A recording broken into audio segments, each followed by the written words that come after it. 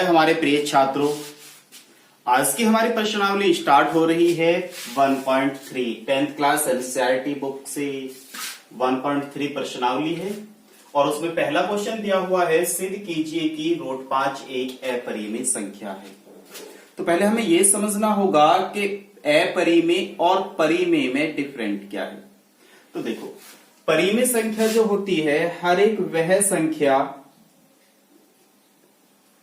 जो P upon Q की form में लिखी जा सकती हो और जहां पर Q is not equal to 0 होता हो, मीन्स Q की वैल्यू 0 ना हो। बात समझ गए?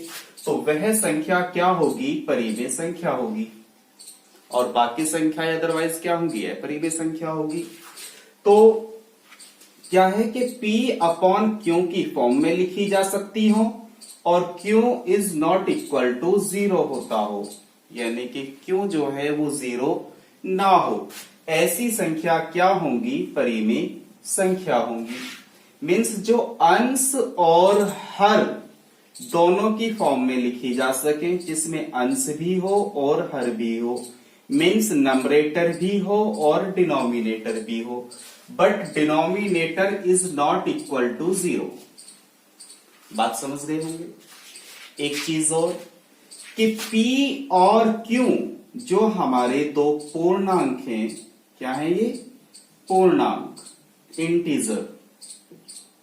इन दोनों के बीच जो HCF हो वो ओनली 1 हो। क्या हो? 1। जो हमारे ये दो पूर्णांक है P और Q, इन दोनों के बीच का जो HCF हो, मीन्स में से पे हो, महत्तम समाप्त वर्तक हो, वो क्या हो? ओनली 1। बात समझ गए? तो हमने क्या समझाया आपको?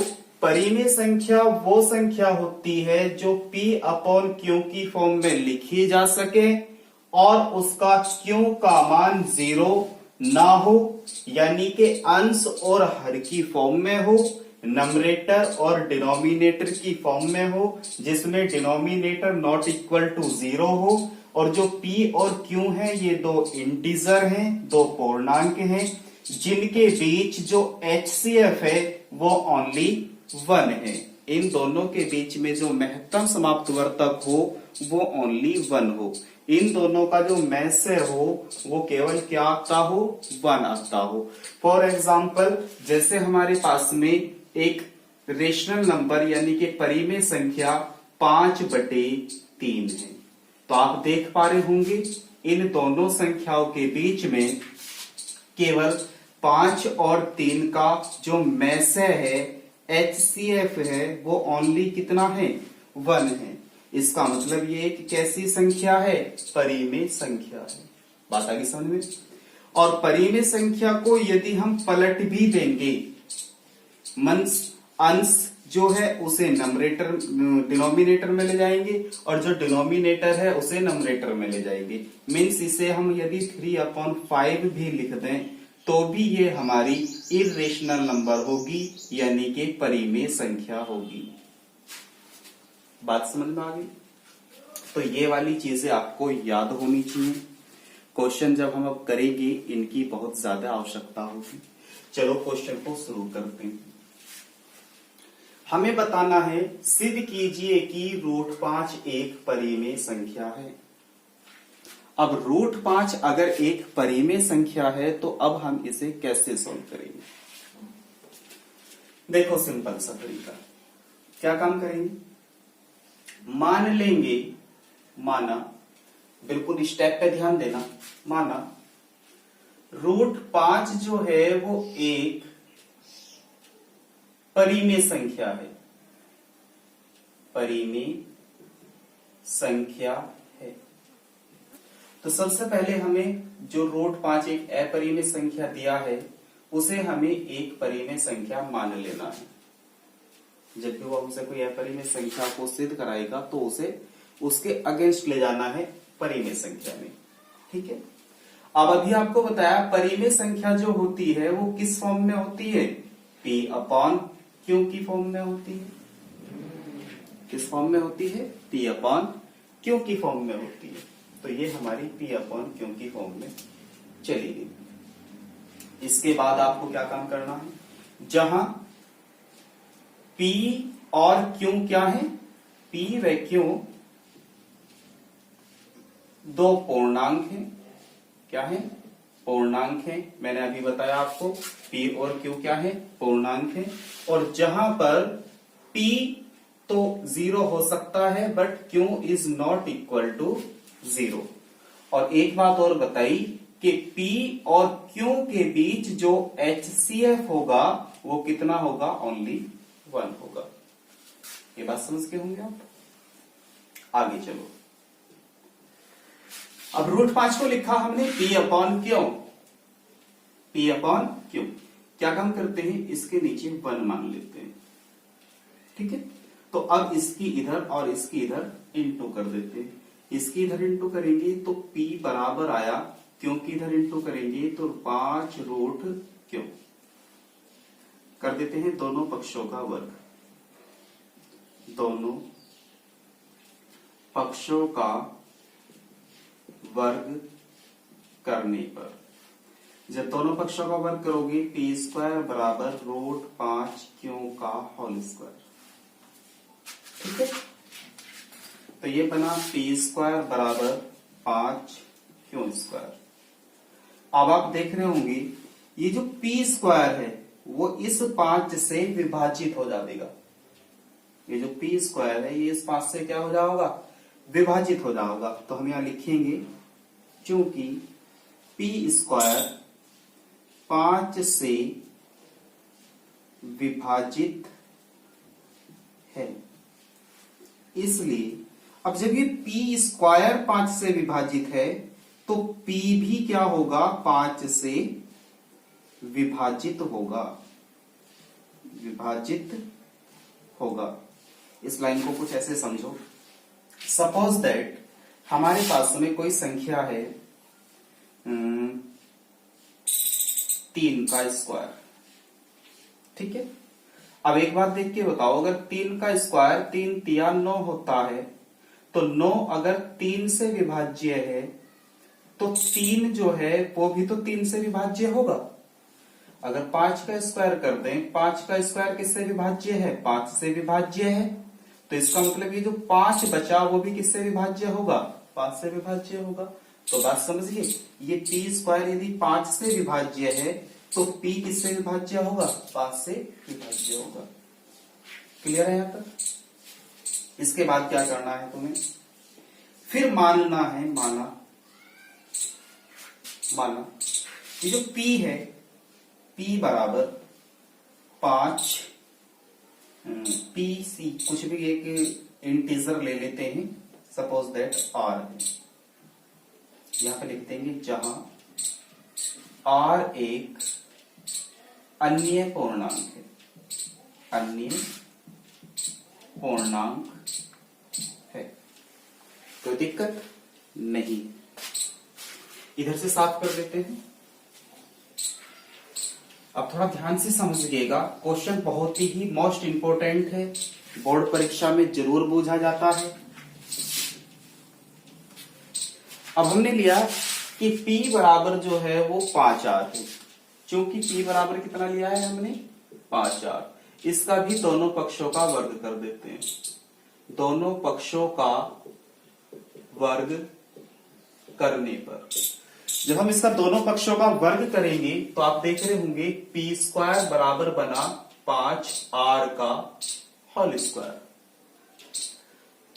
तो 5 का स्क्वायर 5 पंजे 25R², और यहाँ पे कितना है? P²। जबकि आप देखो कि ये जो है हमारे पास में इक्वेशन नंबर 1 ले लेते हैं, और फ्रॉम इक्वेशन 1 से यदि हम देखें तो P² की जो वैल्यू है वो कितनी है? 5Q²। तो P² के स्थान पे पुट कर देते हैं 5Q² बराबर बना 25R²। 5 से क्या बार गया? 5 बार। तो Q² बराबर आया 5R²। बात समझ गई? अब हमसे देखो, जब P² बराबर 5 क्यू स्क्वायर था तो पी स्क्वायर 5 से क्या था, विभाज्य था। तो जब क्यू स्क्वायर बराबर 5r स्क्वायर है तो क्यू स्क्वायर क्या होगा, क्यू स्क्वायर 5 से विभाजित होगा। और जब क्यू स्क्वायर 5 से विभाजित है तो इसलिए क्यू भी क्या होगा, 5 से विभाजित होगा, विभाजित होगा। बात समझ में आ गई? तो यहां पर P 5 से विभाजित है और Q भी 5 से विभाजित है। तो इसका अर्थ ये हुआ कि HCF P और Q जो आया वो कितना आया, 5 आया। HCF P का और Q का जो HCF आया वो कितना आया, 5 आया। अब HCF जो है P और Q का वो कितना है, 5 है। जबकि हमने कहा था कि उन दोनों के बीच में जो HCF होना चाहिए वो कितना होना चाहिए, 1 होना चाहिए। क्या होना चाहिए, 1। अब ये 1 तो रहा नहीं, क्या नहीं रहा, 1 नहीं है। अब जब ये 1 नहीं है तो अब हम क्या लिखेंगे, तो हम लिखेंगे HCF क्योंकि P और Q का 5 है, जो हमारी इसकी अवधारणा थी कि HCF 1 होना चाहिए वो उसके विरुद्ध है। HCF 5 है जो कि हमारी अवधारणा के विपरीत है या विरुद्ध है, ठीक है ना, या तो विपरीत है या विरुद्ध है। तो अब हम लिखेंगे हमारे द्वारा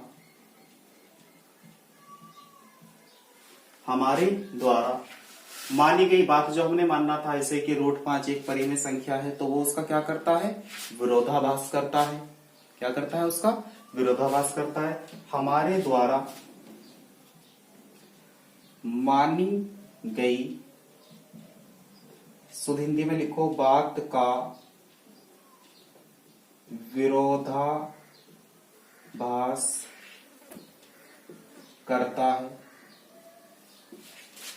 इसलिए √5 क्या होगा, एक अपरिमेय संख्या होगी। बात समझ में आ गई?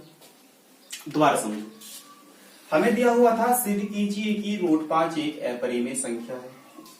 हमने अभी आपको समझाया था कि परिमेय संख्या क्या होती है। परिमेय संख्या वो होती है जो हमारे पास में दो पूर्णांक है, उनके बीच में जो HCF हो वो ओनली 1 होना चाहिए। अगर HCF उनके बीच में 1 आ जाता है तो वो कैसी संख्या है, परिमेय संख्या है। और यदि HCF 1 नहीं आता तो वो क्या है, अपरिमेय संख्या है। तो उसी चीज को हमने उल्टा करके लेके चले कि √5 एक परिमेय संख्या है। अगर √5 एक परिमेय संख्या है तो वो P/Q की फॉर्म में होनी चाहिए। P/Q की फॉर्म में होनी चाहिए। √5 बराबर P/Q लिखा, इसके बटे में हमने 1 ले लिया। जहां पर P व Q क्या है, दो पूर्णांक है और Q is not equal to 0 और HCF P और Q के बीच में क्या होना चाहिए, 1 होना चाहिए। इस चीज को लिखा हमने। तो अब हमने क्या काम किया, इसकी क्रॉस मल्टीप्लाई की तो P की इंटू की, P बराबर √5Q आ गया।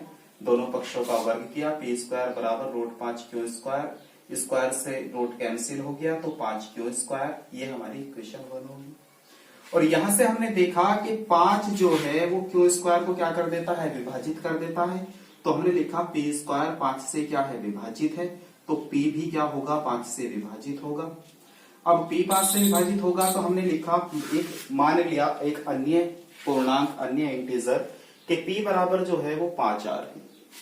अब P बराबर 5R है तो जहां R एक अन्य पूर्णांक तो हमने ले ही लिया, तो इसका भी क्या किया हमने, दोनों पक्षों का वर्ग कर दिया। तो P स्क्वायर बराबर 5R स्क्वायर आ गया।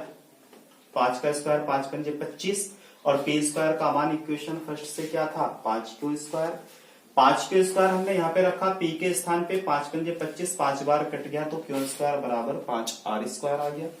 अब हमने क्या लिखा, ध्यान से देखो, P स्क्वायर बराबर 5Q स्क्वायर, 5 से विभाज्य था कौन, P स्क्वायर, तो यहाँ पे 5 से विभाज्य कौन होगा, Q स्क्वायर। तो Q स्क्वायर क्या है, 5 से विभाज्य है। क्यू स्क्वायर 5 से विभाज्य है तो क्यू भी क्या होगा, 5 से विभाज्य होगा। अब ये अगर 5 से विभाज्य क्यू हो जाता है और 5 से ही विभाज्य पी हो जाता है तो इसका मतलब पी और क्यू के बीच का जो एचसीएफ है वो कितना है, 5 है। और जबकि अगर ये एक परिमेय संख्या होती, √5 एक परिमेय संख्या होती, तो इसके बीच में जो एचसीएफ बनता वो कितना बनता, ओनली 1। लेकिन ये तो 5 बना है और ये 5 बना है तो ये परिमेय संख्या नहीं है। परिमेय संख्या नहीं है तो क्या है, अपरिमेय संख्या है। तो हमने इस बात को समझाने के लिए क्या लिखा, जो कि हमारी अवधारणा के क्या है, ये विपरीत है। और हमारी अवधारणा क्या है कि पी और क्यू के बीच में एचसीएफ कितना होना चाहिए, 1 होना चाहिए। तो ये जा रहा ना हमारी अवधारणा के विपरीत, तो इसलिए लिखा हमने हमारे द्वारा मानी गई बात का विरोधाभास करता है। क्योंकि हमारे द्वारा मानी गई बात क्या थी कि पी अपॉन क्यू की फॉर्म में होगा और उसके बीच का एचसीएफ कितना होगा, 1 होगा। तो क्या करता है, हमारे द्वारा मानी गई जो तथ्य था उसका विरोधाभास करता है। इसलिए √5 क्या है, एक अपरिमेय संख्या है। क्वेश्चन बहुत अच्छे से समझ में आ गया होगा। आप इसी तरीके से आप अन्य क्वेश्चन भी कर सकते हो। कैसे, यदि आपका बोर्ड एग्जाम में क्वेश्चन आता है, यहां से √5 हटा दिया जाता है तो आप यहां से √5 के स्थान पे सपोज दैट √2 हो गया, तो आप यहाँ पे √2 एक परिमेय संख्या है मान लोगे, तो यहाँ √5 की जगह क्या आ जाएगा, 2 आ जाएगा। तो यहाँ पे भी क्या आ जाएगा, 2 आ जाएगा। फिर दोनों पक्षों का वर्ग करोगे तो यहाँ पे तो 2 है ही, स्क्वायर से रूट कैंसिल होके क्या आ जाएगा, यहाँ पे 2 आ जाएगा। अब पी स्क्वायर किससे विभाज्य है, 2 से विभाज्य है, तो यहाँ पे पी स्क्वायर किससे विभाज्य लिखेंगे, 2 से विभाज्य। तो पी भी किससे विभाज्य होगा, 2 से विभाज्य होगा। तो एक मानेंगे अन्य पूर्णांक जो है एक, वो कितना है, अब की बार 2r है। पहले कितने लिया था, 5r, अब की बार कितना लेंगे, 2r। अब 2r एक अन्य पूर्णांक है तो p बराबर क्या लेंगे, आप 5r नहीं लेंगे, कितना लेंगे, 2r। 2r दोनों पक्षों का फिर से वर्ग करेंगे, यहाँ पे कितना बनेगा, 2r स्क्वायर। 2 दूनी कितना हो जाएगा, 4। तो यहाँ पे कितना आएगा, 2। p का मान जो है, p का मान देखो, p का मान है 2q स्क्वायर, तो यहाँ पे आ जाएगा 2q स्क्वायर। और यहाँ पे कितना है हमारे पास, 4। कितना है, 4। इस 2 से कितनी बार कटेगा, 2 बार कटेगा, तो यहाँ पे कितना बचेगा, 2r स्क्वायर। तो q स्क्वायर बराबर कितना आएगा, 2r स्क्वायर। तो अब 2 से कौन विभाज्य होगा, क्यू स्क्वायर, तो यहाँ पे क्या आ जाएगा, 2। तो क्यू स्क्वायर किससे विभाज्य है, 2 से विभाज्य है। तो क्यू भी किससे विभाज्य होगा, 2 से विभाज्य होगा। अब क्यू और पी के बीच एचसीएफ कितना बनेगा, 2 बनेगा। कितना बनेगा, 2 बनेगा, जो कि हमारी अवधारणा की क्या है, विपरीत है। हमारे द्वारा मानी गई बात का क्या करता है, वो विरोधाभास करता है। इसलिए यहाँ पे √5 की जगह क्या आ जाएगा, √2 एक अपरिमेय संख्या है। क्वेश्चन बहुत अच्छे से आप समझ गए होंगे। अब मैं आपको केवल ये बताना चाह रहा हूं, वो √2 दे या √3 दे या √4 दे या √5 दे, 4 तो देगा ही नहीं, या √7 दे, इनमें से आपको कोई सा भी एक क्वेश्चन यदि वो दे देता है तो आपको केवल संख्या चेंज करनी है और टिक टू टिक इसी तरीके से आपको सॉल्यूशन करके आना है। क्वेश्चन बहुत अच्छे से आप समझ गए होंगे। चलते हैं अब हम इसके नेक्स्ट क्वेश्चन पर।